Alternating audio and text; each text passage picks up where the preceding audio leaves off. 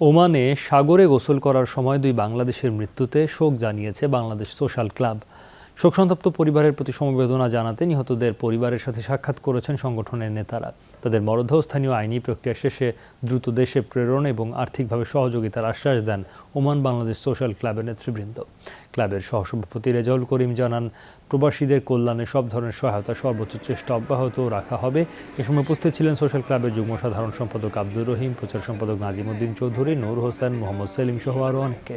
গেল সোমবার সাগরে গোসলের সময় মৃত্যু হয় আব্বাস হোসাইন ও আজাদ হোসাইন নামে দুই বাংলাদেশের। বারবিকিউ করার জন্য সমুদ্র পাড়ে গেছিল।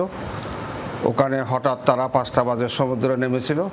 হঠাৎ আল্লাহর হুকুম ওখানে তাদেরকে পানি নিয়ে গেছে। সোশ্যাল ক্লাবের পক্ষ থেকে আমরা আসছি ওনার পরিবারকে সমবেদনা জানার জন্য, এবং আমাদের সোশ্যাল ক্লাব তাদের পাশে থাকবে।